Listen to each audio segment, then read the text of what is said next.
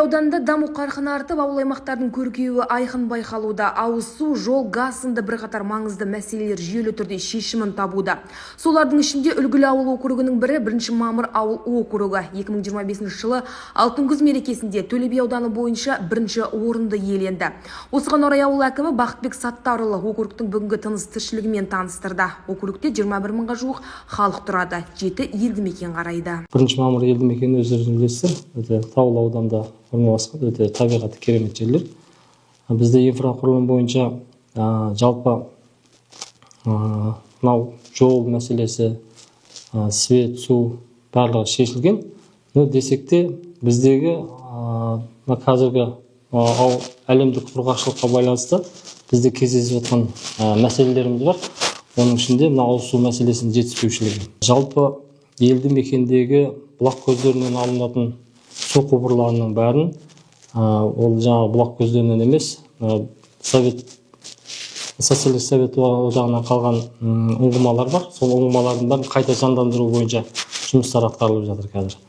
1 мамыр ауыл округінде биыл инфрақұрылым бағытында бірқатар маңызды мәселелер шешілген. Атап айтқанда, Бейнеткеш ауылындағы 4,5 шақырым жолға асфальт төселіп, 10 шақырым ауыл ішілік жолдар толық жөндеуден өткен. Тұрғындар қатынаудың жақсарғанына ризашылық білдіруде.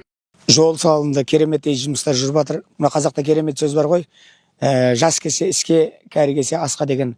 Бақытбек әкім мырзаға рахметімізді айтамыз. Еліміздің өсіп өнуіне, көркендеуіне ат салысып үлес қосып отқан азаматтар. Құда қаласа мынау бәке еңбекке табыс тілейміз, шығармашылық табыстар тілейміз. Құда қаласа елге еңбек етіп, елдің ақсақалдардың батасын алып өсіп өне беріңіз. Қандай еді мына жолдың жағдайы? Бұл бұрын жолымыз енді ескілеу еді, шұрық тесік еді. Осы енді біз ауыл ел болып жиналып, ауыл әкімі Қасымхан мырзам бәріміз бар, осы Бақытбек мырзаға бір ауыз ұсынысымыз жасап, осы жолды енгізіп, міне құда қаласа елімізге жаңадан асфальт түсілді. Тағы да елге рахметімізді айтамыз. Жалпы көшенің ұзындығы 4 км 300 метр. Біздегі мынау күрделі жөндеуге берілген болатын. Мынау бірінші қабаты, келесі жылы көктемде екінші қабатын төсейтін болады. Жалпы біздің округ бойынша 6 көшеге осындай ағымдағы жөндеулер берілген болатын. Бізде Ынтымақ елді мекенінде 3 көшеміз, Тағайна елді мекенінде 1 көшеміз, Жаңа жол елді мекенінде де тағы 1 көше. Жалпы округ бойынша 6 көше осындай жаңадан салынғаны бар. Ауылдың келбетін округ әкімінің іскерлігінен аңғаруға болады. Бұған дейін құлпына егіп, ауылды жеміс алқабына айналдырған Бақытбек Саттарұлы биылда бір ерекше істі қолға алған. Ауылда 3000 түп сортталған өрік ағашы отырғызылды. Аумағы қоршалып, арнайы арықтары қазылған. Бұл бақ алдағы уақытта ауылдың бренд бағына айналмақ. Бұл кездейсоқ отырғызылған жабайы емес, етті, ірі сұрыпталған өрік түрлері дейді ауыл әкімі. Округ бойынша мен өзім енді ауыл шаруашылығы саласында кішкене қызығушылық болғаннан кейін байқап жүремін ғой. Басымызды ауыл шаруашылығына беріп жатсыз. Иә, ерте пісетін өріктер жоқ екен. Енді мына өзіміздің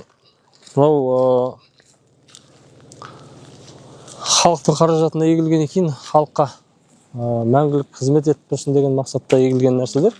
Себебі ерте пісетіндер біздің ауылда жоқ, елімізде де аз десек болады. Себебі көбісі шет мемлекеттерден, алыс жақын шет мемлекеттерінен, Өзбекстан, Қырғызстаннан әкелініп жатады өзіміздің. Енді менің ойым 1 килограмм болса да сол қаражатымызды шетке шығармай, осы елдің азаматтары осы жерден келешекте жас ұрпақтарымыз осы жерден келіп дамау істейіп, осы жерден сәл де болса рахат алып дейді ғой. Көпұлтты округ тұрғындары да белсенді. Биыл аудандық тұрғын үй коммуналдық шаруашылығы және автомобиль жолдары бөлімі тарапынан 700-ге жуық өрік көшеті округке беріліп, ауылдың кіреберіс қақпасының 2 жағалауына егілген. Қазіргі таңда жас көшеттер бой көтеріп келеді. Ауылдың дамуына округ әкімімен бірге аудан әкімінің де еңбегі зор. Әлеуметтік мәселелерді бақылауда ұстап, өзекті түйткілдердің уақытында шешілуі басты назарда. Округ аумағына ірі кәсіпорындар тартылып, халықтың тұрмысына қолайлы жағдай жасалуда. Ленгір балмұздағымен танылған округте бүгінгі таңда тындырымды тірлік бар. Тобы балмұздақ жауапкершілігі серіктестігі бар. Ол енді біздің мақтанышымыз десек те болады. Себебі бүткіл осы ауылдың азаматтарын жұмыспен қамтып жатқан жағдай бар. 250-ге жуық жұмыс орнымен жаңа жаз мынау маусым айларында одан да 2 еселеніп жатқан жағдай бар. Ұлдархан Олиханқызы, Асыл Мағжан, Сақ ақпараты.